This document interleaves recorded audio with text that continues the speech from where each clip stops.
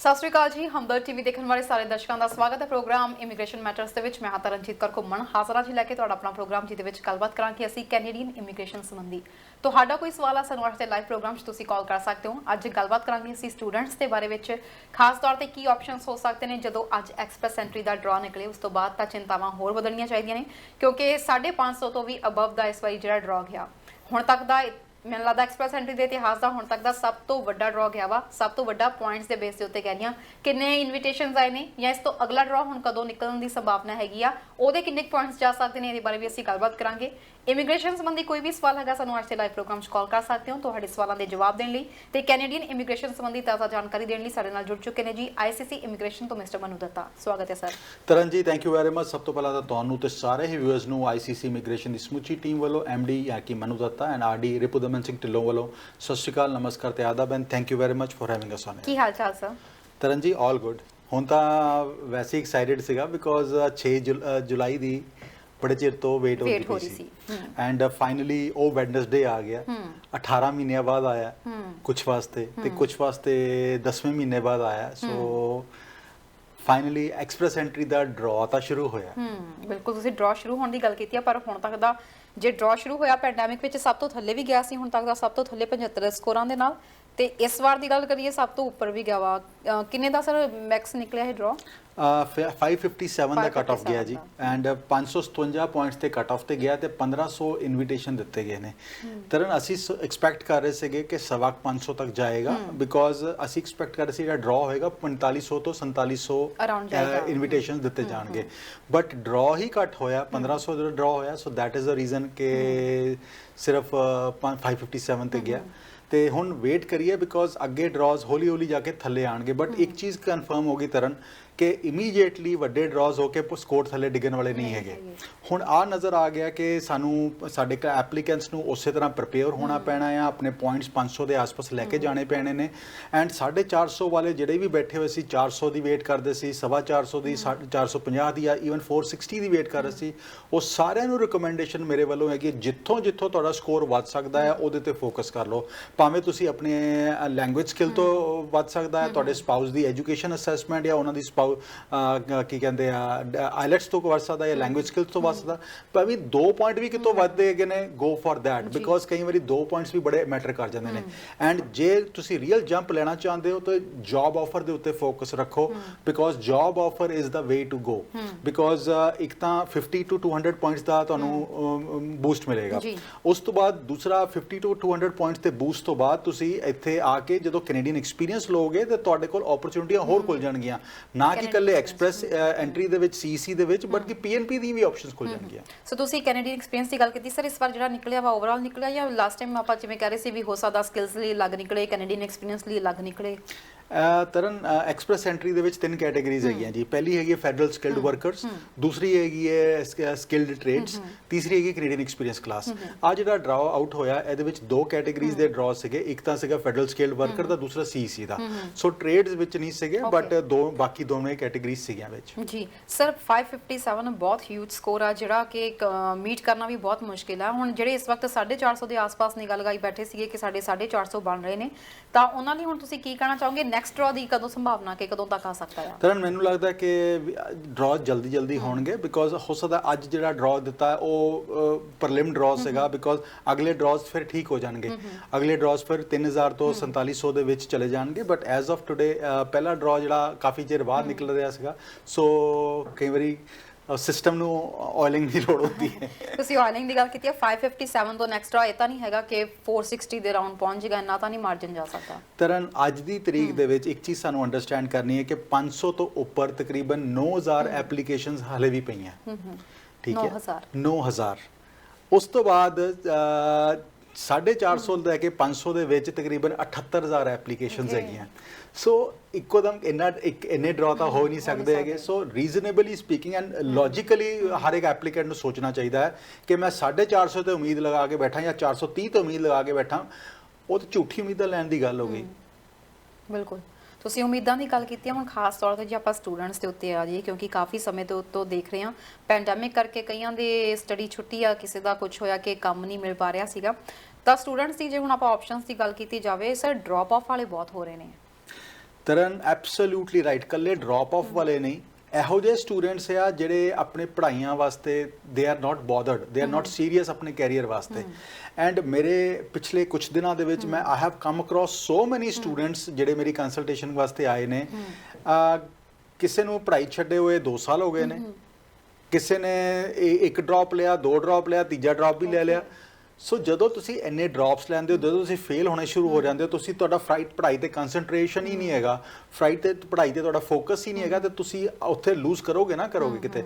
ਤਰਨ ਇੱਕ ਚੀਜ਼ ਯਾਦ ਰੱਖਿਓ ਕਿ ਜਾਂ ਤੇ ਤੁਸੀਂ ਅਯਾਸ਼ੀ ਕਰ ਲਓ, ਮੇਰੇ ਮਦਰ ਕਹਿੰਦੇ ਹੁੰਦੇ ਸੀਗੇ ਕਿ ਐਸ਼ ਬਣ ਜਾਓ ਪਹਿਲਾਂ, ਤੇ ਬਾਅਦ ਚ ਦੂਜੀ ਪੰਜਾਬੀ ਵਾਲੀ ਐਸ਼ ਕਰੋਗੇ। ਜੇ ਪਹਿਲੇ ਤੁਸੀਂ ਫੋਕਸ ਹੋ ਕੇ ਪੜ੍ਹਾਈ ਕਰਦੇ ਹੋ, ਮਿਹਨਤਾਂ ਕਰਦੇ ਹੋ, ਤੇ ਪਹਿਲੇ ਮਿਹਨਤ ਕਰ ਲਓ, ਤੇ ਬਾਅਦ ਚ ਤੁਸੀਂ ਪੰਜਾਬੀ ਵਾਲੀ ਐਸ਼ ਕਰੋ। ਜੇ ਪਹਿਲੇ ਵਾਲੀ ਪੰਜਾਬੀ ਵਾਲੀ ਐਸ਼ ਕਰ ਲਈ ਤੇ ਬਾਅਦ ਚ ਤੁਸੀਂ ਖਰਾਬ ਹੀ ਹੋਵੋਗੇ। ਸੋ ਐਸੇ ਵਾਸਤੇ ਜਿੰਨੇ ਵੀ ਸਟੂਡੈਂਟਸ ਹੈਗੇ ਨੇ, ਤੁਹਾਡੇ ਮਾਪਿਓ ਨੇ ਬੜੇ ਔਖੇ ਹੋ ਕੇ ਕਈ ਸਰਫਿਆਂ ਕਰਕੇ ਆਪਣੀ ਮਿਹਨਤਾਂ ਕਰਕੇ, ਐਂਡ ਕੀ ਪਤਾ ਕਿੰਨੇ ਕਿੰਨੇ ਦਿਨ ਮਾਪਿਓ ਨੇ ਖਾਣਾ ਛੱਡਿਆ ਹੋਵੇ ਆਪਣੇ ਬੱਚਿਆਂ ਨੂੰ ਬਾਹਰ ਭੇਜਣ ਵਾਸਤੇ। ਬਹੁਤ ਸਾਰੀ ਇਹੋ ਜਿਹੀ ਫੈਮਲੀਜ਼ ਮੇਰੇ ਨਜ਼ਰ ਦੇ ਵਿੱਚ ਹੈਗੀਆਂ ਜਿਨ੍ਹਾਂ ਨੇ ਮਿਹਨਤਾਂ ਕਰਕੇ, ਐਂਡ ਫਾਦਰ ਉਹਨਾਂ ਦੇ ਦੁਬਈ ਬੈਠੇ ਹੋਏ ਨੇ, ਦੁਬਈ ਦੇ ਵਿੱਚ ਮਿਹਨਤਾਂ ਕਰੀ ਜਾ ਰਹੇ ਨੇ, ਮਿਡਲ ਈਸਟ ਦੇ ਵਿੱਚ ਮਿਹਨਤਾਂ ਕਰੀ ਨੇ, ਬੱਚਿਆਂ ਨੂੰ ਇੱਥੇ ਪੜ੍ਹਾਉਣ ਵਾਸਤੇ ਭੇਜਿਆ ਤਾਂ ਕਿ ਬੱਚੇ ਸੈਟਲ ਹੋ ਜਾਣ ਤੇ ਉਹਨਾਂ ਨੂੰ ਨਜ਼ਰ ਆਉਂਦਾ ਕਿ ਅਸੀਂ ਵੀ ਇੱਥੇ ਸੈਟਲ ਹੋ ਜਾਣਾ ਹੈ। ਜਦੋਂ ਇਹ ਫੋਕਸ ਹੋਵੇ ਨਾ ਫੈਮਿਲੀ ਦਾ, ਤੇ ਬੱਚਿਆਂ ਨੂੰ ਵੀ ਸੇਮ ਰਿਸਪੌਂਸਿਬਿਲਿਟੀ ਉਸੇ ਤਰ੍ਹਾਂ ਲੈਣੀ ਚਾਹੀਦੀ ਹੈਗੀ ਹੈ। ਸੋ ਜਿੰਨੇ ਵੀ ਤੁਹਾਡੇ, ਜੇ ਤੁਸੀਂ ਜੋ ਵੀ ਸਾਨੂੰ ਸੁਣ ਰਹੇ ਨੇ, ਜੇ ਤੁਸੀਂ ਸਟੂਡੈਂਟ ਹੈਗੇ ਹੋ ਜਾਂ ਮਾਪਿਓ ਹੈਗੇ ਹੋ, ਆਪਣੇ ਬੱਚਿਆਂ ਦੇ ਉੱਤੇ ਥੋੜਾ ਜਿਹਾ ਨਜ਼ਰ ਵਧਾਓ, ਉਹਨਾਂ ਨੂੰ ਪੁੱਛੋ ਕਿ ਫੋਕਸਡ ਹੈਗੇ ਨੇ ਪੜ੍ਹਾਈ ਦੇ ਉੱਤੇ, ਕਿਤੇ ਉਹ ਵੀ ਛੱਡ ਕੇ ਨਹੀਂ ਬੈਠੇ ਹੈਗੇ ਪੜ੍ਹਾਈਆਂ। ਤਰਨ ਇਹੋ ਜਿਹੇ ਵੀ ਕੇਸਿਸ ਮੇਰੇ ਸਾਹਮਣੇ ਆਏ ਨੇ ਜਿੱਥੇ ਰਿਸ਼ਤੇਦਾਰਾਂ ਦੇ ਘਰ ਰਹਿੰਦੇ ਪਏ ਆ ਤੇ ਉਹਨੇ ਦੱਸਿਆ ਹੀ ਨਹੀਂ ਕਿ ਮੈਂ ਪੜ੍ਹਾਈ ਛੱਡ ਚੁੱਕਾ ਹੈਗਾ। ਐਂਡ ਇਹੋ ਜਿਹੇ ਵੀ ਸਟੂਡੈਂਟਸ ਹੈਗੇ ਨੇ ਜਿਨ੍ਹਾਂ ਦੇ ਉੱਤੇ ਪਲੇਜਰਿਜ਼ਮ ਦਾ ਕੇਸ ਚੱਲਦਾ ਪਿਆ, ਯੂਨੀਵਰਸਿਟੀ ਨੇ ਉਹਨਾਂ ਨੂੰ, ਕਾਲਜ ਨੇ ਉਹਨਾਂ ਨੂੰ ਛੱਡਿਆ ਹੋਇਆ, ਕੱਢਿਆ ਹੋਇਆ ਕਿ ਉਹਨਾਂ ਤੇ ਬੈਨ ਲੱਗਾ ਹੋਇਆ 6 ਮਹੀਨੇ ਦੀ ਪੜ੍ਹਾਈ ਦਾ, ਸਾਲ ਦਾ, ਤੇ ਉਹਨਾਂ ਨੇ ਆਪਣੇ ਘਰ ਨਹੀਂ ਪਤਾ ਲੱਗਣ ਦਿੱਤਾ, ਜਿੱਥੇ ਰਹਿੰਦੇ ਨੇ ਰਿਸ਼ਤੇਦਾਰਾਂ ਨੂੰ ਉਹਨਾਂ ਨੂੰ ਹੀ ਪਤਾ ਲੱਗਣ ਦਿੱਤਾ। ਸੋ ਘਰ ਹੀ ਬੈਠੇ ਰਹਿੰਦੇ ਨੇ। ਸੋ ਆਪਣੇ ਬੱਚਿਆਂ ਉੱਤੇ ਫੋਕਸ ਰੱਖੋ। ਐਂਡ ਜਿੰਨੇ ਵੀ ਸਟੂਡੈਂਟਸ ਤੁਸੀਂ ਸੁਣ ਰਹੇ ਹੋ ਸਾਨੂੰ, ਐਂਡ ਜੇ ਤੁਸੀਂ ਕੋਈ ਵੀ ਇਹੋ ਜਿਹੀ ਸਰਕਮਸਟੈਂਸਿਸ ਦੇ ਵਿੱਚ ਤੁਸੀਂ ਹੈਗੇ ਹੋ ਜਾਂ ਤੁਹਾਡਾ ਦੋਸਤ ਮਿੱਤਰ ਹੈਗਾ ਆ, ਤੇ ਕਿਸੇ ਕੰਸਲਟੈਂਟ, ਕਿਸੇ ਲਾਇਰ ਕੋਲ ਆ ਕੇ ਆਪਣਾ ਕੇਸ ਡਿਸਕਸ ਕਰੋ ਤਾਂ ਕਿ ਆਪਸ਼ਨ ਅੱਜ ਹੀ ਬਣ ਸਕਣ, ਲਾਸਟ ਮਿੰਟ ਤੇ ਨਾ ਆਇਆ ਜੇ। ਇਹੋ ਜਿਹਾ ਵੀ ਇੱਕ ਕੇਸ ਆਇਆ ਤਰਨ, ਜਿਹੜਾ ਪਿਛਲੇ 6 ਸਾਲਾਂ ਤੋਂ ਉਹਨੇ ਨਾ ਆਪਣਾ ਪਾਸਪੋਰਟ ਰੀਨਿਊ ਕਰਵਾਇਆ, ਆਪਣਾ ਪਾਸਪੋਰਟ ਵੀ ਐਕਸਪਾਇਰ ਕਰ ਚੁੱਕਾ, ਨਾ ਪੜ੍ਹਾਈ ਕਰਨ ਗਿਆ, ਤੇ 6 ਸਾਲ ਤੋਂ ਇੱਥੇ ਹੀ ਬੈਠਾ ਆ। ਤੇ ਉਹਨੇ ਇਹ ਵੀ ਨਹੀਂ, ਆਪਣੇ ਭਰਾ ਦੇ ਨਾਲ ਹੀ ਰਹਿੰਦਾ ਆ, ਤੇ ਭਰਾ ਦੇ ਨਾਲ ਕੋਈ ਬੋਲਚਾਲ ਨਹੀਂ ਰੱਖੀ ਹੋਈ, ਉਹਨਾਂ ਨੂੰ ਕੋਈ ਨਹੀਂ ਦੱਸਿਆ ਕਿ ਮੈਂ ਕੀ ਕਰਦਾ ਹੈਗਾ। ਸੋ ਇਹੋ ਜਿਹੇ ਸਰਕਮਸਟੈਂਸਿਸ ਜਦੋਂ ਸਾਹਮਣੇ ਆਉਂਦੇ ਨੇ ਤੇ ਡਰ ਲੱਗਦਾ ਆ ਕਿ ਅਸੀਂ ਬੱਚੇ ਇੱਥੇ ਜਿਹੜੇ ਭੇਜੇ ਹੈਗੇ ਨੇ ਉਹ ਬਣਾਉਣ ਵਾਸਤੇ ਭੇਜੇ ਨੇ ਜਾਂ ਗਵਾਉਣ ਵਾਸਤੇ ਭੇਜੇ ਨੇ। ਸੋ ਆਪਣੇ ਬੱਚਿਆਂ ਦੇ ਉੱਤੇ ਫੋਕਸ ਰੱਖੋ। ਐਂਡ ਜਿੰਨੇ ਵੀ ਸਟੂਡੈਂਟ ਤੁਸੀਂ ਸੁਣ ਰਹੇ ਹੋ, ਜੇ ਤੁਸੀਂ ਆਪਣੇ ਦੋਸਤ ਮਿੱਤਰ, ਤੁਹਾਡਾ ਕੋਈ ਇਹੋ ਜਿਹੇ ਸਰਕਮਸਟੈਂਸਿਸ ਦੇ ਵਿੱਚ ਫਸ ਗਿਆ ਹੈਗਾ, ਤੇ ਸ਼ਰਮਾਓ ਨਹੀਂ, ਕਿਸੇ ਕੰਸਲਟੈਂਟ ਲਾਇਰ ਕੋਲ ਬੈਠ ਕੇ ਇੱਕ ਇੱਕ ਚੀਜ਼ ਡਿਸਕਸ ਕਰੋ ਤਾਂ ਕਿ ਜਿਹੜੀ ਵੀ ਆਪਸ਼ਨ ਵਰਕਆਊਟ ਹੋ ਸਕਦੀ ਹੈ ਉਹਦੇ ਉੱਤੇ ਵਰਕਆਊਟ ਕਰੋ। ਐਂਡ ਇੱਕ ਹੋਰ ਚੀਜ਼ ਬੜੀ ਭੇੜ ਚਾਲ ਚੱਲੀ ਹੋਈ ਹੈ ਤਰਨ, ਕਿ ਅੱਜ ਕੱਲ੍ਹ ਰਿਫਿਊਜੀ ਲਗਾਉਣ ਦਾ ਬਹੁਤ ਜ਼ਿਆਦਾ ਚੱਲ ਰਿਹਾ ਟ੍ਰੈਂਡ ਬੱਚਿਆਂ ਦੇ, ਸਟੂਡੈਂਟਸ ਦੇ ਉੱਤੇ, ਇੰਟਰਨੈਸ਼ਨਲ ਸਟੂਡੈਂਟ ਦੇ ਉੱਤੇ, ਕਿ ਰਿਫਿਊਜੀ ਕਿਉਂ ਲਗਾਉਣਾ ਜੀ, ਅਸੀਂ ਟਾਈਮ ਬਾਏ ਕਰਨਾ ਜੀ। ਕਾਹਦੇ ਵਾਸਤੇ ਟਾਈਮ ਬਾਏ ਕਰਨਾ? ਤੁਸੀਂ ਪੜ੍ਹਾਈ ਕਿਉਂ ਨਹੀਂ ਕਰਦੇ ਪਏ? ਤੁਸੀਂ ਪੜ੍ਹਾਈ ਕਰਨ ਵਾਲੇ ਆਏ ਹੋ, ਤੁਸੀਂ ਪੜ੍ਹਾਈ ਕਿਉਂ ਨਹੀਂ ਕਰਦੇ ਪਏ? ਤੁਸੀਂ ਆਪਣਾ, ਜੇ ਪੜ੍ਹਾਈ ਨਹੀਂ ਹੁੰਦੀ ਪਈ, ਤੁਸੀਂ ਵਰਕ ਪਰਮਿਟ ਤੇ ਕਰਦੇ ਕਿ ਉਹ ਕੰਮ, ਆਪਣੇ EMPLOYER ਨਾਲ ਗੱਲ ਕਰਕੇ ਵਰਕ ਪਰਮਿਟ ਤੇ ਜਾਓ। ਜਿਹੜੇ ਸਟੂਡੈਂਟਸ ਇਸ ਵਕਤ ਇਸ ਤਰੀਕੇ ਦਾ ਰਾਹ ਅਪਣਾ ਰਹੇ ਨੇ ਜਾਂ ਰੈਫਿਊਜੀ ਦੇ ਵੱਲ ਜਾ ਰਹੇ ਨੇ, ਜੇਕਰ ਉਹਨਾਂ ਦਾ ਉੱਥੇ ਰਿਜੈਕਟ ਹੋ ਜਾਂਦਾ, ਉਹਨਾਂ ਦੇ ਅੱਗੇ ਆਪਸ਼ਨ ਇੱਥੇ ਕੀ ਬਚਦੇ ਨੇ? ਕੀ ਕੋਈ ਆਪਸ਼ਨ ਬਚਦਾ? ਤਰਨ ਜੀ, ਤੁਸੀਂ 18 ਸਾਲ ਦਾ, 19 ਸਾਲ ਦਾ ਜਾਂ 22 ਸਾਲ ਦਾ ਬੱਚਾ ਜਿਹੜਾ ਰਿਫਿਊਜੀ ਕਰ ਰਿਹਾ, ਕਿਹੜੇ ਬੇਸ ਤੇ ਰਿਫਿਊਜੀ ਕਰ ਰਿਹਾ? ਉਹ ਥਰੂ ਹੋਣ ਵਾਲੀ ਕੋਈ ਚੀਜ਼ ਹੀ ਨਹੀਂ ਹੈਗੀ ਉੱਥੇ। ਐਂਡ ਜਦੋਂ ਉਹ ਰਿਫਿਊਜੀ ਲੱਗ ਵੀ ਗਿਆ, ਉਸ ਤੋਂ ਬਾਅਦ ਤੁਸੀਂ ਟਾਈਮ ਬਾਏ ਕੀਤਾ, ਸਾਲ, 2 ਸਾਲ, 3 ਸਾਲ, 4 ਸਾਲ, ਉਸ ਤੋਂ ਬਾਅਦ ਕੀ ਹੈਗਾ, ਤੁਸੀਂ ਸਿਰਫ ਇੱਕ ਵਾਰੀ ਡੈਪੋਟੇਸ਼ਨ ਲੱਗਣੀ ਸ਼ੁਰੂ ਹੋ ਗਈ ਤੇ ਤੁਹਾਡੀ ਕੈਨੇਡਾ ਦੇ ਵਿੱਚ, ਕਿਤੇ ਨਾਰਥ ਅਮਰੀਕਾ ਦੇ ਵਿੱਚ ਤੁਹਾਡੀ ਸਾਰੀ ਆਪਸ਼ਨਸ ਖਤਮ ਹੋ ਜਾਣਗੀਆਂ।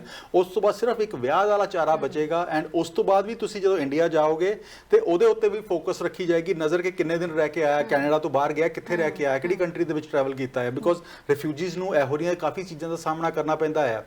ਸੋ ਕਈ ਵਾਰੀ ਅਸੀਂ ਨਾ ਛੋਟੀ ਗੇਨ ਵਾਸਤੇ, ਟੈਂਪਰੇਰੀ ਗੇਨ ਵਾਸਤੇ, ਅਸੀਂ ਲੌਂਗ ਟਾਈਮ ਜਿਹੜੇ ਨੁਕਸਾਨ ਹੈਗੇ ਨੇ ਉਹਨੂੰ ਭੁੱਲ ਜਾਂਦੇ ਹਾਂ। ਜੀ ਸਰ, ਜਿਹੜੇ ਇਸ ਵਕਤ ਆਊਟ ਆਫ ਸਟੇਟਸ ਹੋ ਚੁੱਕੇ ਨੇ, ਉਹਨਾਂ ਦੇ ਲਈ ਕੀ ਆਪਸ਼ਨ ਹੋ ਸਕਦਾ ਹੈ ਕੋਈ? ਹਾਂਜੀ ਬਿਲਕੁਲ ਤਰਨ, ਮੈਂ ਹਮੇਸ਼ਾ ਕਹਿੰਦਾ ਜੀ, ਤੁਹਾਡਾ ਜੋ ਵੀ ਕੇਸ ਹੈਗਾ ਆ, ਤੁਸੀਂ ਆਊਟ ਆਫ ਸਟੇਟਸ ਹੋ ਚੁੱਕੇ ਹੋ, ਪੜ੍ਹਾਈਆਂ ਦੇ ਵਿੱਚ ਤੁਸੀਂ ਫੇਲ ਹੋ ਚੁੱਕੇ ਹੋ, ਤੁਸੀਂ ਡ੍ਰੌਪ 2 ਵਾਰੀ 3 ਵਾਰੀ ਲੈ ਲਿਆ, ਤੁਹਾਨੂੰ ਪਤਾ ਕਿ ਪੋਸਟ ਗ੍ਰੈਡ ਨਹੀਂ ਮਿਲਣਾ, ਤੇ ਆਪਣੇ ਕੈਰੀਅਰ ਬਾਰੇ, ਆਪਣੀ ਆਪਸ਼ਨਸ ਬਾਰੇ ਅੱਜ ਹੀ ਆ ਕੇ ਡਿਸਕਸ ਕਰੋ। ICC ਇਮੀਗ੍ਰੇਸ਼ਨ ਤੇ ਆ ਕੇ ਡਿਸਕਸ ਕਰੋ। there are lot of options probably that can be worked out, but ਇਹ ਸਾਰੀਆਂ ਸਰਕਮਸਟੈਂਸਿਸ ਤੁਹਾਡੇ ਦੇਖ ਕਿ ਤੁਹਾਡੇ ਸਟੇਟਸ ਨੂੰ ਦੇਖ ਕੇ ਤੁਹਾਡੇ ਕਦੋਂ ਤੱਕ ਤੁਹਾਡਾ ਵੈਲਿਡ ਹੈਗਾ ਸਟੇਟਸ, ਉਹ ਸਾਰੇ ਦੇਖ ਕੇ ਵੀ ਵਿਲ ਸੁਜੈਸਟ ਯੂ ਕਿ ਕਿਹੜੀ ਆਪਸ਼ਨ ਤੁਹਾਡੇ ਵਾਸਤੇ ਬੈਸਟ ਵਰਕ ਕਰ ਸਕਦੀ ਹੈ। ਬਿਲਕੁਲ ਸਰ, ਜਦੋਂ ਆਪਸ਼ਨਸ ਦੀ ਗੱਲ ਕਰਦੇ ਹਾਂ ਸਟੂਡੈਂਟਸ ਲਈ ਇਸ ਵਕਤ ਕੀ ਆਪਸ਼ਨਸ ਹੋ ਸਕਦੇ ਨੇ, ਕਿਉਂਕਿ ਐਕਸਪ੍ਰੈਸ ਐਂਟਰੀ ਦਾ ਡਰਾ ਸੀ ਉਮੀਦ ਕਰ ਸਕਦੇ ਹਾਂ ਕਿ ਛੇਤੀ ਜਿਹੜਾ 500 ਤੋਂ ਹੇਠਾਂ ਨਹੀਂ ਆਏਗਾ ਹਜੇ ਆਉਣ ਵਾਲੇ ਸਮੇਂ ਦੇ ਵਿੱਚ। ਉੱਥੇ ਦੂਜੇ ਪਾਸੇ ਗੱਲ ਕਰੀਏ ਪੀਐਨਪੀ ਦਾ, ਓਨਟਾਰੀਓ ਪੀਐਨਪੀ ਦਾ ਖੁਦ ਦਾ ਫਿਊਚਰ ਨਹੀਂ ਪਤਾ ਹੁੰਦਾ ਕਿ ਕਿਹੜੇ ਵੇਲੇ ਡਰਾ ਨਿਕਲੇਗਾ ਜਾਂ ਕਿਸ ਚੀਜ਼ ਕੈਟਾਗਰੀ 'ਚ ਨਿਕਲੇਗਾ। ਕੀ ਉਹਨਾਂ ਦੇ ਲਈ ਆਪਸ਼ਨਸ ਬਚਦੇ ਨੇ BC ਜਾਂ ਫਿਰ ਓਨਟਾਰੀਓ ਤੋਂ ਇਲਾਵਾ ਕੀ ਕੋਈ ਆਪਸ਼ਨ ਹੈ ਉਹਨਾਂ ਦੇ ਕੋਲ? ਤਰਨ, ਪਹਿਲੀ ਗੱਲ ਤਾਂ ਓਨਟਾਰੀਓ ਨੇ ਵੀ ਡਰਾ ਆਊਟ ਕੀਤੇ ਨੇ ਪੀਐਨਪੀਜ਼ ਦੇ ਵਿੱਚ, ਇਨ ਡਿਮਾਂਡ ਕੈਟਾਗਰੀ ਦੇ ਵਿੱਚ ਵੀ ਡਰਾਜ਼ ਆਊਟ ਹੋਏ ਨੇ। ਬਟ ਇੱਕ ਚੀਜ਼ ਯਾਦ ਰੱਖਣੀ ਹੈ ਕਿ ਓਨਟਾਰੀਓ ਦੀ ਜਿਹੜੀ ਇਨ ਡਿਮਾਂਡ ਕੈਟਾਗਰੀਜ਼ ਨੇ ਉਹਦੇ ਵਿੱਚ ਵੀ ਪੁਆਇੰਟ ਸਿਸਟਮਸ ਆ ਗਿਆ ਹੈ। BC ਦੇ ਵਿੱਚ ਵੀ ਸਿਮਿਲਰ ਚੀਜ਼ ਹੈ, ਮੈਨੀਟੋਬਾ ਦੇ ਵਿੱਚ ਵੀ ਸੇਮ ਚੀਜ਼ ਹੈਗੀ ਹੈ। ਮੈਨੀਟੋਬਾ ਦੇ ਵਿੱਚ ਬਹੁਤ ਸਾਰੇ ਇੰਟਰਨੈਸ਼ਨਲ ਸਟੂਡੈਂਟਸ ਵੇਟ ਕਰ ਰਹੇ ਨੇ ਡਰਾ ਕਦੋਂ ਨਿਕਲੇਗਾ। ਕੋਈ 700 ਪੁਆਇੰਟ ਤੇ ਬੈਠਾ, ਕੋਈ 600 ਪੁਆਇੰਟ ਤੇ ਬੈਠਾ। ਬਟ ਜਿਹੜਾ 600 ਪੁਆਇੰਟ ਤੇ ਬੈਠਾ ਉਹਨੂੰ ਆਹ ਨਜ਼ਰ ਆਉਣਾ ਚਾਹੀਦਾ ਕਿ ਜਿਹੜੇ ਡਰਾਜ਼ ਜਾ ਰਹੇ ਨੇ ਉਹ 777 ਤੇ ਗਏ ਨੇ, 471 ਤੇ ਗਿਆ, ਉਸ ਤੋਂ ਪਹਿਲਾਂ 711 ਦਾ ਸੀਗਾ, ਉਸ ਤੋਂ ਪਹਿਲਾਂ ਮਈ ਦੇ ਵਿੱਚ ਜਿਹੜੇ ਡਰਾ ਸੀਗੇ ਉਹ 550 600 ਦੇ ਆਸ-ਪਾਸ ਸੀਗੇ। ਅੱਜ ਦੀ ਤਰੀਕ ਦੇ ਵਿੱਚ ਤੁਹਾਡੇ ਕੋਲ ਕਿਹੜੀ ਆਪਸ਼ਨਸ ਹੈਗੀ ਹੈ? ਤਾਂ ਕੱਲਾ ਤੁਸੀਂ ਜੇ 6 ਬੈਂਡ ਲੈ ਕੇ ਬੈਠ ਗਏ ਹੋ, ਕੱਲਾ ਆ ਨਾ ਸੋਚੋ ਕਿ ਮੈਂ ਐਕਸਪ੍ਰੈਸ ਐਂਡ ਮੈਨੀਟੋਬਾ ਪੀਐਨਪੀ ਦੇ ਵਿੱਚ ਫਾਈਲ ਲਗਾ ਦੀ ਮੇਰੀ ਫਾਈਲ ਪਿਕ ਹੋ ਜਾਏਗੀ। ਤੁਸੀਂ ਦੇਖੋ ਕਿ ਤੁਸੀਂ ਕਿੱਥੋਂ ਆਪਣਾ ਸਕੋਰ ਇੰਪਰੂਵ ਕਰ ਸਕਦੇ ਹੋ। ਐਕਸਪ੍ਰੈਸ ਐਂਟਰੀ ਦੇ ਵਿੱਚ ਤੁਹਾਡੇ ਕੋਲ ਕਿਹੜੀ ਆਪਸ਼ਨਸ ਬਚਦੀਆਂ ਪਈਆਂ ਉਹਦੇ ਵਾਸਤੇ ਫੋਕਸ ਰੱਖੋ, ਜਾਂ ਕੋਈ ਹੋਰ ਪ੍ਰੋਵਿੰਸ ਤੁਹਾਡੇ ਵਾਸਤੇ ਬੈਟਰ ਹੈਗਾ ਉਹਦੇ ਉੱਤੇ ਚਲੇ ਜਾਓ। ਕੱਲਾ ਉਸ ਚੀਜ਼ ਦੇ ਉੱਤੇ ਵੇਟ ਕਰੀ ਜਾਣੀ। ਹੁਣ ਕੈਨੇਡਾ ਜਿਹੜਾ BC ਦੀ ਗੱਲ ਕਰੀਏ, BC ਦੇ ਡਰਾ ਜਿਹੜੇ ਹੈਗੇ ਨੇ 106 103 ਤੋਂ ਥੱਲੇ ਕੋਈ ਵੀ ਡਰਾ ਅਸੀਂ ਨਹੀਂ ਦੇਖ ਰਹੇ। ਐਂਡ ਉਹਦੇ ਵਿੱਚ ਵੀ ਜਿਹੜੇ ਕੁਝ ਡਰਾਜ਼ ਹੈਗੇ ਨੇ ਸਾਰੇ ਡਰਾਜ਼ ਪਿਕ ਨਹੀਂ ਹੋ ਰਹੇ, ਕੁਝ ਡਰਾਜ਼ ਪਿਕ ਹੋ ਰਹੇ ਨੇ। ਇਸੇ ਤਾਂ ਐਲਬਰਟਾ ਜਿਹੜਾ ਹੈਗਾ ਉਹ 300 ਤੋਂ ਉੱਪਰ ਬੈਠਾ ਹੈ ਪੁਆਇੰਟ ਸਕੋਰ ਦੇ ਉੱਤੇ। ਸੋ ਤੁਸੀਂ ਦੇਖਣਾ ਹੈ ਕਿ ਤੁਹਾਡਾ ਸਕੋਰ ਕਿੱਥਾ ਆ, ਕਿਤੇ ਜਿਹੜੇ ਆਕੂਪੇਸ਼ਨ ਦੇ ਵਿੱਚ ਤੁਸੀਂ ਬੈਠੇ ਹੋ ਉਹਦੇ ਵਿੱਚ ਕੋਈ ਬੈਨ ਤਾਂ ਨਹੀਂ ਲੱਗਾ, ਟੈਂਪਰੇਰੀ ਪੌਜ਼ ਤਾਂ ਨਹੀਂ ਲੱਗਾ, ਉਹ ਸਾਰੀ ਚੀਜ਼ਾਂ ਨੂੰ ਦੇਖਣਾ ਹੈਗਾ। ਐਂਡ ਓਨਟਾਰੀਓ ਦੀ ਗੱਲ ਕਰੀਏ 74 ਦੇ ਸਕੋਰ ਦੇ ਉੱਤੇ ਗਿਆ ਤਰਨ ਡਰਾ। ਐਂਡ ਜਿਹੜਾ ਬਾਕੀ ਜੌਬ ਆਫਰ ਦਾ ਫੋਰਨ ਵਰਕਰਸ ਦਾ ਸੀਗਾ ਉਹ ਟ੍ਰੇਡਸ ਵਾਲੀਆਂ ਸੀਗੀਆਂ, ਉਹ 24 ਦੇ ਡਰਾ ਦੇ ਉੱਤੇ ਗਿਆ। ਬਟ ਅਗੇਨ ਤੁਸੀਂ ਦੇਖਣਾ ਹੈ ਕਿ ਤੁਹਾਡੇ ਵਾਸਤੇ ਆਪਸ਼ਨ ਕਿਹੜਾ ਹੈ। ਇਕੱਲਾ ਆਹ ਸੋਚ ਕੇ ਨਾ ਬੈਠੇ ਰਹੋ ਕਿ ਮੇਰਾ TR to PR ਨਵੀਂ ਕੈਟਾਗਰੀ ਆਏਗੀ, ਕਿਤੇ ਉਹ TR to PR ਆਂਦਿਆਂ ਤੁਹਾਡੇ ਵਾਸਤੇ ਆਪਸ਼ਨ ਹੀ ਨਾ ਬਚੇ। ਐਂਡ ਇੱਕ ਹੋਰ ਚੀਜ਼, ਬਹੁਤ ਸਾਰੇ ਸਾਡੇ ਇਹੋ ਜਿਹੇ ਦੋਸਤ ਮਿੱਤਰ ਆਉਂਦੇ ਨੇ ਜਿਹੜੇ ਆਂਦੇ ਹੀ ਉਹਨਾਂ ਦੇ ਭੇਡ ਚਾਲ ਹੁੰਦੀ ਹੈ ਕਿ ਆਪਾਂ ਟਰੱਕ ਦਾ ਲਾਇਸੈਂਸ ਲੈਣਾ, ਟਰੱਕ ਦੀ ਚੇਂਜ ਆ ਜਾਣੀ ਹੈ, ਟਰੱਕ ਦੇ ਵਿੱਚ ਬਿਲਕੁਲ ਚੇਂਜਸ ਐਕਸਪੈਕਟਡ ਹੈਗੀਆਂ, ਟੀਅਰ ਚੇਂਜ ਹੋ ਰਹੇ ਨੇ। 16 ਆਕੂਪੇਸ਼ਨਸ ਇਹੋ ਜਿਹੇ ਹੈਗੇ ਨੇ ਜਿਹੜੇ ਚੇਂਜ ਹੋ ਰਹੇ ਨੇ, ਜਿਨ੍ਹਾਂ ਦੀ ਕੈਟਾਗਰੀ, ਜਿਨ੍ਹਾਂ ਦੇ ਨੌਕਆਊਟ ਚੇਂਜ ਹੋ ਰਹੇ ਨੇ। Trucking is probably one of them, expected ਹੈਗਾ ਆ। ਬਟ ਜਦ ਤੱਕ ਲਾਅ ਨਹੀਂ ਬਣਦਾ ਤਾਂ ਤੱਕ, ਐਂਡ ਉਹਦੇ ਵਿੱਚ ਵੀ ਆ ਕੇ ਅੱਗੇ ਫਿਰ ਪੁਆਇੰਟ ਸਿਸਟਮ ਆ ਜਾਣਾ ਆ। ਬਿਲਕੁਲ, ਉਹਦੇ ਵਿੱਚ ਵੀ ਤਾਂ ਤੁਸੀਂ ਸੋਚਣਾ ਕਿ ਆ ਨਾ ਸੋਚੀ ਜਾਓ ਕਿ ਅੱਜ ਕੀ ਆ ਰਿਹਾ ਜੀ, ਆ ਤਾਂ ਰਿਹਾ, ਬਿਲਕੁਲ ਤੁਹਾਡੇ ਵਾਸਤੇ ਉਹ ਹੋਏਗਾ ਜਾਂ ਨਹੀਂ ਹੋਏਗਾ।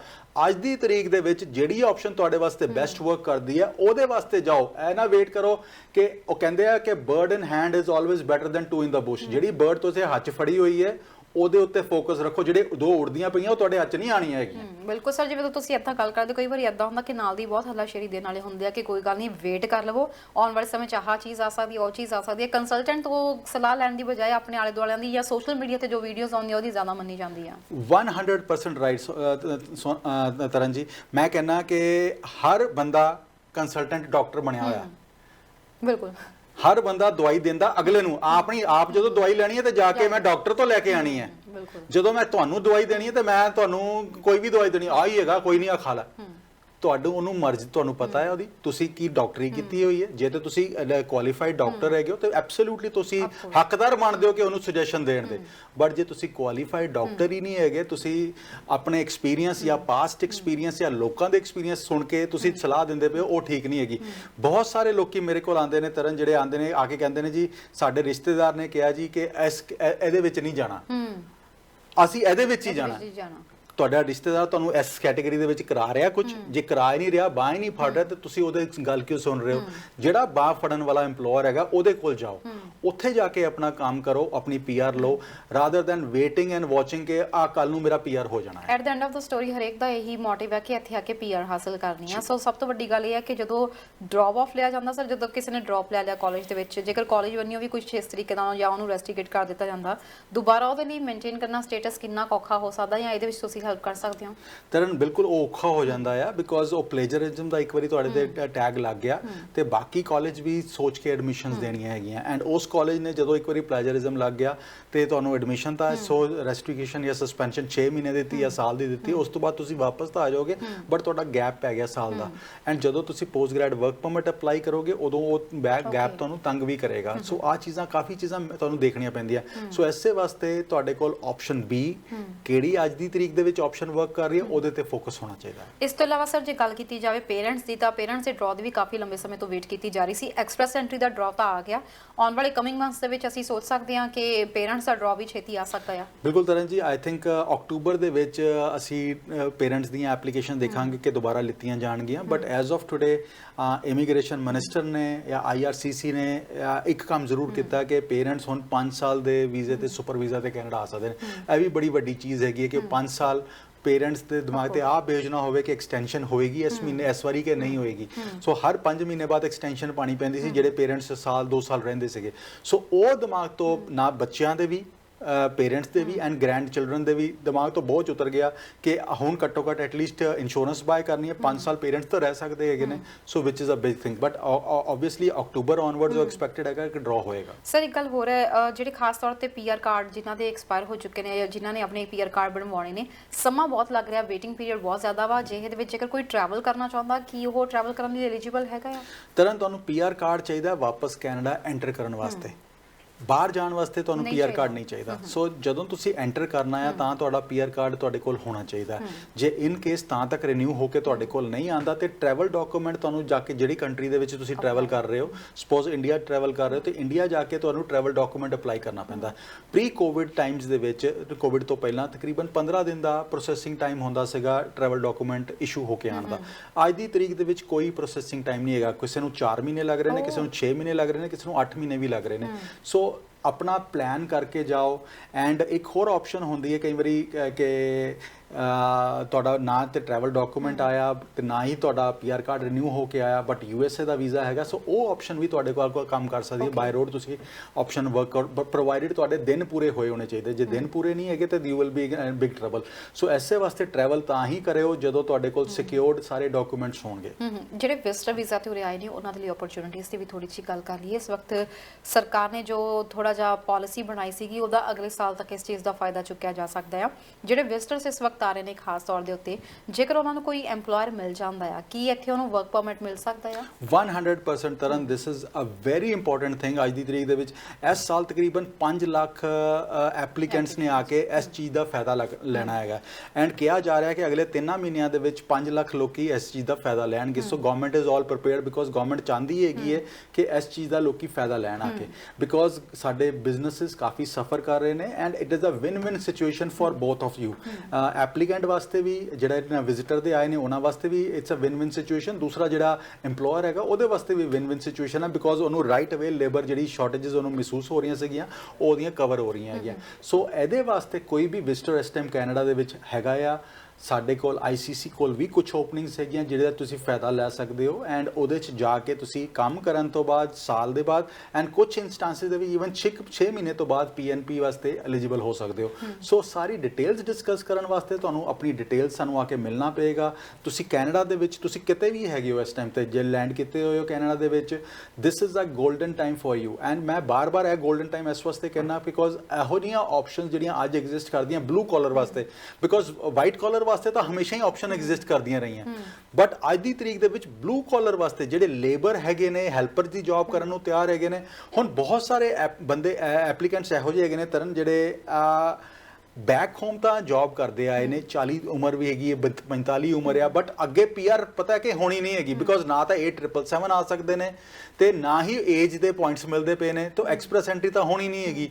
ਸੋ ਉਹਨਾਂ ਸਾਰਿਆਂ ਵਾਸਤੇ ਆਹ route is a golden route because ਤੁਹਾਡਾ ਜੇ 4 ਬੈਂਡ ਲੈ ਸਕਦੇ ਹੋ ਜਾਂ 5 ਬੈਂਡ ਲੈ ਸਕਦੇ ਹੋ, 1 ਸਾਲ ਦਾ ਕੈਨੇਡੀਅਨ ਐਕਸਪੀਰੀਅੰਸ ਲਿੱਤਾ, 12ਵੀਂ ਤੁਹਾਡੇ ਕੋਲ ਅਸੈਸਮੈਂਟ ਜ਼ਰੂਰ ਹੋਵੇ ਗ੍ਰੇਡ 12 ਦੀ, ਤੇ ਤੁਹਾਡੀ PR the option with family exist ਕਰਦੀਆਂ। ਸਰ ਜਦੋਂ ਪੀਆਰ ਦੀ ਆਪਸ਼ਨ ਦੀ ਗੱਲ ਕਰਦੇ ਹਾਂ ਕਿ ਬਿਜ਼ਨਸ ਕਲਾਸ ਲਈ ਵੀ ਇਹ ਆਪਸ਼ਨਸ ਅਵੇਲੇਬਲ ਹੈਗੇ, ਜੇਕਰ ਕੋਈ ਇੱਥੇ ਆ ਕੇ ਬਿਜ਼ਨਸ ਓਪਰਚੁਨਿਟੀਜ਼ ਦੇਖਣਾ ਚਾਹੁੰਦਾ ਹੈ ਜਾਂ ਆਪਣਾ ਕੋਈ ਐਂਟਰਪ੍ਰੈਨਿਓਰ ਦੀ ਗੱਲ ਕੀਤੀ ਜਾਵੇ ਤਾਂ ਉਹਨਾਂ ਲਈ ਕੀ ਆਪਸ਼ਨਸ ਹੋ ਸਕਦੇ ਨੇ? ਬਿਲਕੁਲ ਤਰਨ, ਇਸ ਟਾਈਮ ਤੇ ਓਨਰ ਆਪਰੇਟਰ ਕੈਟੇਗਰੀ ਐਗਜ਼ਿਸਟ ਕਰਦੀ ਪਈ ਹੈ। ਓਨਰ ਆਪਰੇਟਰ ਟਰੱਕ ਡਰਾਈਵਰ ਵਾਲਾ ਓਨਰ ਆਪਰੇਟਰ ਨਹੀਂ ਹੈਗਾ। ਇਹ ਓਨਰ ਆਪਰੇਟਰਸ ਉਹ ਹੈਗੇ ਨੇ ਜਿਹੜੇ ਆਪਣੇ ਬਿਜ਼ਨਸ ਨੂੰ ਮੈਨੇਜ ਕਰਨ ਵਾਸਤੇ ਓਨਰ ਵੀ ਹੈਗੇ ਨੇ ਤੇ ਉਹਨੂੰ ਆਪਰੇਟ ਕਰਨ ਵਾਸਤੇ ਵੀਜ਼ਾ ਮੰਗ ਰਹੇ ਨੇ।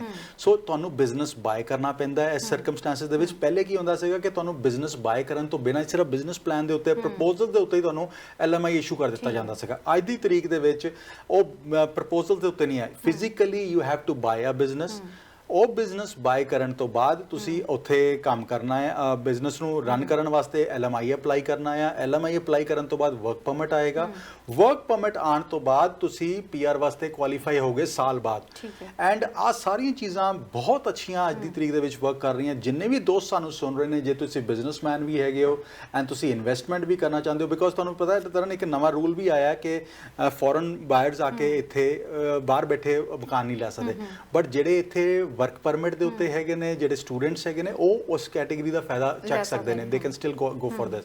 ਸੋ ਆਪਸ਼ਨਸ ਇਨਵੈਸਟਮੈਂਟ ਦੀਆਂ ਵੀ ਤੁਹਾਡੇ ਕੋਲ ਖੁੱਲ ਜਾਣਗੀਆਂ ਐਂਡ ਤੁਹਾਡੇ ਬਿਜ਼ਨਸ ਐਂਡ ਸੈਟਲਮੈਂਟ ਆਪਸ਼ਨਸ ਵੀ ਤੁਹਾਡੇ ਵਾਸਤੇ, ਤੁਹਾਡੀ ਫੈਮਿਲੀ ਵਾਸਤੇ ਖੁੱਲ ਜਾਣਗੀਆਂ। ਬਿਕੋਜ਼ ਤੁਹਾਡੇ ਸਪਾਊਸ ਨੂੰ ਵੀ ਡਿਪੈਂਡੈਂਟ ਓਪਨ ਵਰਕ ਪਰਮਿਟਸ ਮਿਲ ਜਾਣਗੇ, ਤੁਹਾਡੇ ਬੱਚਿਆਂ ਨੂੰ ਸਟੱਡੀ ਪਰਮਿਟਸ ਮਿਲ ਜਾਣਗੇ। They can go to educational institution and study for free ਜੇ ਗ੍ਰੇਡ 12 ਤੋਂ ਥੱਲੇ ਹੈਗੇ ਨੇ। ਜੇ ਕਾਲਜ ਦੇ ਵਿੱਚ ਹੈਗੇ ਨੇ, ਕਾਲਜ ਦੇ ਵਿੱਚ ਹੈਗੇ ਨੇ ਤੇ ਬੱਚੇ ਸਾਡੇ ਜਿਹੜੇ PRs ਦੇ ਬੱਚੇ ਜਾਂ ਸਿਟੀਜ਼ਨ ਦੇ ਬੱਚੇ ਵੀ ਉਹ ਫੀਸ ਪੇ ਕਰਦੇ ਨੇ ਉਸੇ ਤਰ੍ਹਾਂ। ਜੀ ਬਿਲਕੁਲ ਸਰ। ਤੇ ਅਖੀਰਲਾ ਮੈਂ ਥੋੜਾ ਜਿਹਾ ਇੱਕ ਸਵਾਲ ਉਹਨਾਂ ਨੂੰ ਜ਼ਰੂਰ ਪੁੱਛਣਾ ਚਾਹੂੰਗੀ, ਜਿਹੜੇ ਨੈਨੀ ਦੇ ਇਸ ਵਕਤ ਹੈਗੇ ਨੇ, ਜਿਨ੍ਹਾਂ ਦੀਆਂ 2019 ਦੀਆਂ ਫਾਈਲਸ ਲੱਗੀਆਂ ਹੋਈਆਂ ਸੀ, ਉਹਨਾਂ ਦੀਆਂ ਫਾਈਲਸ ਵੀ ਹੁਣ ਸ਼ੁਰੂ ਹੋ ਚੁੱਕੀਆਂ ਨੇ, ਕੀ ਗੱਲਬਾਤ ਕਰਦੇ? ਬਿਲਕੁਲ ਤਰਨ, ਬਹੁਤ ਸਾਰੀ ਮੂਵਮੈਂਟ ਇਸ ਟਾਈਮ ਤੇ ਚੱਲ ਰਹੀ ਹੈ। ਜਿੰਨੀਆਂ ਵੀ ਫਸੀਆਂ ਹੋਈਆਂ ਫਾਈਲਾਂ ਸੀ, ਅਸੀਂ ਵਰਕ ਪਰਮਿਟ ਦੀ ਗੱਲ ਕਰ ਲਈਏ, ਅਸੀਂ ਸਪਾਊਸਲ ਸਪਾਂਸਰਸ਼ਿਪ ਦੀ ਗੱਲ ਕਰ ਲਈਏ, ਅਸੀਂ ਕੇਅਰ ਗਿਵਰਸ ਦੀ ਗੱਲ ਕਰ ਲਈਏ, ਸਾਰੀਆਂ ਫਾਈਲਾਂ ਦੇ ਉੱਤੇ ਮੂਵਮੈਂਟ ਸ਼ੁਰੂ ਹੋ ਗਈ ਹੈ।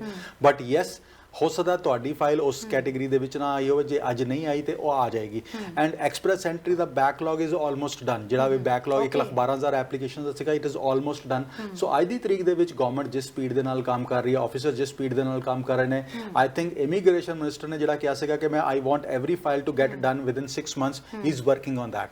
ਸੋ ਉਹ ਜਿੰਨੀਆਂ ਵੀ ਇਨਵੈਸਟਮੈਂਟਸ ਕਰ ਰਹੇ ਨੇ, ਜਿੰਨੇ ਵੀ ਨਵੀਂ ਮੈਨ ਪਾਵਰ ਹਾਇਰ ਕਰ ਰਹੇ ਨੇ, ਦੇ ਆਰ ਆਲ ਵਰਕਿੰਗ ਕਿ ਅਸੀਂ ਸਿਸਟਮ ਇਹੋ ਜਿਹਾ ਇੰਪਰੂਵ ਕਰ ਲਈਏ ਕਿ ਪ੍ਰੋਸੈਸਿੰਗ ਟਾਈਮ 6 ਮਹੀਨੇ ਤੋਂ ਘੱਟ ਆ ਜਾਵੇ। ਤਰਨ ਆਉਣ ਵਾਲੇ ਅਗਲੇ 3 ਸਾਲਾਂ ਦਾ ਪ੍ਰੋਜੈਕਸ਼ਨਸ ਆਉਣ ਵਾਲੀਆਂ ਹੈਗੀਆਂ। ਐਂਡ ਅੱਜ ਇਸ ਸਾਲ ਅਸੀਂ 4,32,000 ਐਪਲੀਕੈਂਟਸ ਨੂੰ ਟਾਰਗੇਟ ਕੀਤਾ ਹੋਇਆ। ਅਗਲੇ ਸਾਲ ਦਾ ਟਾਰਗੇਟ 460-475 ਦੇ ਆਸ-ਪਾਸ ਹੋਏਗਾ ਨਾ। ਉਸ ਤੋਂ ਅਗਲੇ ਸਾਲ ਦਾ ਟਾਰਗੇਟ 5 ਲੱਖ ਤੋਂ ਉੱਪਰ ਹੋਏਗਾ। ਸੋ Canada is the destination of choice. ਜਿਹੜੇ ਵੀ ਦੋਸਤ ਇਸ ਟਾਈਮ ਤੇ ਕੈਨੇਡੀਅਨ ਇਮੀਗ੍ਰੇਸ਼ਨ ਲੈਣਾ ਚਾਹੁੰਦੇ ਨੇ, ਇਸ ਤੋਂ ਬੈਟਰ ਆਪਸ਼ਨ ਨਹੀਂ ਐਗਜ਼ਿਸਟ ਕਰਦਾ। ਐਂਡ ਜਿਹੜੇ ਖਾਸ ਕਰ ਇੰਟਰਨੈਸ਼ਨਲ ਸਟੂਡੈਂਟ ਬੱਚਿਓ, ਆਪਣਾ ਕੈਰੀਅਰ ਨਾ ਖਰਾਬ ਕਰੋ। ਲੋਕੀ ਤੇ ਕੈਨੇਡਾ ਆਪਣਾ ਆ ਕੇ ਆਪਸ਼ਨਸ ਬਣਾਉਂਦੇ ਨੇ, ਆਪਣੀ ਓਪਰਚੁਨਿਟੀਜ਼ ਲੈਂਦੇ ਨੇ, ਆਪਣੀ ਓਪਰਚੁਨਿਟੀਜ਼ ਕ੍ਰੀਏਟ ਕਰਦੇ ਨੇ। ਤੁਸੀਂ ਦੇਖੋ ਕਿੰਨੀਆਂ ਵੱਡੀਆਂ ਇੱਥੇ ਕੰਪਨੀਜ਼ ਹੈਗੀਆਂ, ਟਰੱਕਿੰਗ ਕੰਪਨੀਜ਼ ਹੈਗੀਆਂ, ਰੈਸਟੋਰੈਂਟ ਓਨਰਸ ਹੈਗੇ ਨੇ, ਜਿਹੜਿਆਂ ਨੇ ਆ ਕੇ ਸਟੂਡੈਂਟ ਦੇ ਤੌਰ ਤੇ ਸ਼ੁਰੂ ਕੀਤਾ ਸੀ, ਅੱਜ ਉਹ ਮਲਟੀਪਲ ਬਿਜ਼ਨੈਸਿਸ ਖੋਲ ਕੇ ਬੈਠੇ ਹੋਏ ਨੇ। They are doing exceedingly well. So ਆਪਣੇ ਆਪ ਨੂੰ ਉਸ ਜਗ੍ਹਾ ਦੇਖੋ, ਛੱਡ ਕੇ ਦਿਲ ਹਾਰ ਕੇ ਨਾ ਬੈਠੋ, ਆਪਣੀ ਪੜ੍ਹਾਈਆਂ ਛੱਡ ਕੇ ਨਾ ਬੈਠੋ। ਜੇ ਕੋਈ ਇਹੋ ਜਿਹੀ ਅਨਹੋਣੀ ਹੋ ਹੀ ਗਈ ਹੈ, ਤੁਸੀਂ ਫੇਲ ਹੋ ਗਏ ਸੀਗੇ ਜਾਂ ਪਲੇਜਰਿਜ਼ਮ ਦਾ ਕੋਈ ਇਹੋ ਜਿਹਾ ਕੇਸ ਪੈ ਗਿਆ ਜਾਂ ਤੁਸੀਂ ਪੜ੍ਹਾਈਆਂ ਛੱਡ ਦਿੱਤੀਆਂ ਸੀਗੀਆਂ ਐਂਡ ਅੱਜ ਆਪਸ਼ਨ ਲੱਭਣਾ ਚਾਹੁੰਦੇ ਹੋ ਤੇ ਆਪਸ਼ਨ ਐਗਜ਼ਿਸਟ ਕਰਦੀਆਂ, ਉਹਦੇ ਵਾਸਤੇ ਕਿਸੇ ਕੰਸਲਟੈਂਟ ਲਾਇਰ ਕੋਲ ਆ ਕੇ ਡਿਸਕਸ ਕਰੋ, ICC ਕੋਲ ਆ ਕੇ ਡਿਸਕਸ ਕਰੋਗੇ। ਵੀ ਵਿਲ ਸੁਜੈਸਟ ਯੂ ਕਿ ਕਿਹੜੀ ਆਪਸ਼ਨ ਤੁਹਾਡੇ ਵਾਸਤੇ ਬੈਸਟ ਵਰਕ ਕਰ ਸਕਦੀ ਹੈ। ਬਿਲਕੁਲ ਸਰ, ਤੁਹਾਡੇ ਕੋਲ ਕੁਝ ਓਪਰਚੁਨਿਟੀਜ਼ ਵੀ ਹੁੰਦੀਆਂ ਨੇ, ਜੌਬ ਓਪਰਚੁਨਿਟੀਜ਼ ਇਸ ਵਾਰ ਵੀ ਤੁਹਾਡੇ ਕੋਲ ਹੈਗੀਆਂ ਨੇ ਕੁਝ? ਤਰਨ ਬਿਲਕੁਲ ਜੀ, ਸਾਡੇ ਕੋਲ ਓਪਰਚੁਨਿਟੀ ਇਸ ਟਾਈਮ ਤੇ ਫਾਰਮ ਦੀਆਂ, ਟਰੱਕਿੰਗਸ ਦੀਆਂ ਐਂਡ ਰੈਸਟੋਰੈਂਟ ਦੀਆਂ ਹੈਗੀਆਂ। ਸੋ ਈਵਨ ਹੋਟਲਸ ਦੀਆਂ ਵੀ ਹੈਗੀਆਂ। ਸੋ ਜੇ ਤੁਸੀਂ ਕੈਨੇਡਾ ਦੇ ਵਿੱਚ ਹੈਗੇ ਹੋ and you are looking for options to settle, ਇੱਕ ਵਾਰੀ ICC ਕੋਲ ਸਾਨੂੰ ਆ ਕੇ ਜ਼ਰੂਰ ਡਿਸਕਸ ਕਰੋ। ਜੇ ਵਿਜ਼ਿਟ ਵੀਜ਼ਾ ਤੇ ਆਏ ਹੋਏ ਹੋ, ਜੇ ਤੁਹਾਡੇ ਕੋਲ ਵਿਜ਼ਟਰ ਲੱਗਾ ਹੋਇਆ and you have intention to settle in Canada, this is the best time to travel to Canada and look for a job opportunity. ਬਿਲਕੁਲ ਸਰ, ਤੁਹਾਡਾ ਕਦੋਂ ਕਿਵੇਂ ਕਿੱਥੇ ਕੰਟੈਕਟ ਕੀਤਾ ਜਾ ਸਕਦਾ? ਤਰਨ ਸਾਡੇ ਆਫਿਸਿਸ ਸਾਰੇ ਕੈਨੇਡਾ ਦੇ ਵਿੱਚ ਹੈਗੇ ਨੇ। ਹੈਡ ਆਫਿਸ ਸਾਡਾ ਮਿਸਿਸਾਗਾ ਦੇ ਵਿੱਚ ਹੈਗਾ ਜੀ, 1137 dairy road East, Mississauga. And ਸਾਡਾ ਈਮੇਲ ID ਹੈਗਾ info@iccimmigration.ca, info@iccimmigration.ca। ਫੋਨ ਨੰਬਰ ਹੈਗਾ ਜੀ 905-461-2424, 905 64712424 ਐਂਡ WhatsApp ਨੰਬਰ ਸਾਡਾ ਹੈਗਾ 6478509000 6478509000 ਐਂਡ ਓਪਰਚੁਨਿਟੀਜ਼ ਹਰ ਐਪਲੀਕੈਂਟ ਵਾਸਤੇ ਐਗਜ਼ਿਸਟ ਕਰਦੀ ਹੈ। ਓਨਲੀ ਥਿੰਗ ਤੁਸੀਂ ਦੇਖਣਾ ਹੈ ਕਿ ਕਿਹੜੀ ਓਪਰਚੁਨਿਟੀ ਤੁਹਾਡੇ ਵਾਸਤੇ ਮੋਸਟ ਸੂਟਡ ਹੈਗੀ ਹੈ। ਬਿਲਕੁਲ ਜੀ sir, thank you so much, ਤੁਸੀਂ ਸਾਡੇ ਪ੍ਰੋਗਰਾਮ ਦੇ ਵਿੱਚ ਆਏ ਹੋ ਤੇ ਸਾਡੇ ਦਰਸ਼ਕਾਂ ਨਾਲ ਜਾਣਕਾਰੀ ਸਾਂਝੀ ਕੀਤੀ। Always a pleasure Taran, thank you very much. So ਦੋਸਤੋ, ਇਹ ਸਾਡਾ ਪ੍ਰੋਗਰਾਮ ਇਮੀਗ੍ਰੇਸ਼ਨ ਮੈਟਰਸ, ਇਸ ਦੇ ਨਾਲ ਹੀ ਫਿਲਹਾਲ ਦਿਓ ਇਜਾਜ਼ਤ। ਇਮੀਗ੍ਰੇਸ਼ਨ ਸੰਬੰਧੀ ਕੋਈ ਵੀ ਸਵਾਲ ਹੈ, ਕੋਈ ਵੀ ਤੁਸੀਂ ਜਾਣਕਾਰੀ ਲੈਣਾ ਚਾਹੁੰਦੇ ਹੋ, ਤੁਸੀਂ ICC ਇਮੀਗ੍ਰੇਸ਼ਨ ਨਾਲ ਕੰਟੈਕਟ ਕਰ ਸਕਦੇ ਹੋ। ਫਿਲਹਾਲ ਪ੍ਰੋਗਰਾਮ ਦੇਖਣ ਲਈ ਬਹੁਤ ਬਹੁਤ ਧੰਨਵਾਦ। ਦੇਖਦੇ ਰਹੋ ਹਮਦਰਦ TV। ਸਤਿ ਸ਼੍ਰੀ ਅਕਾਲ।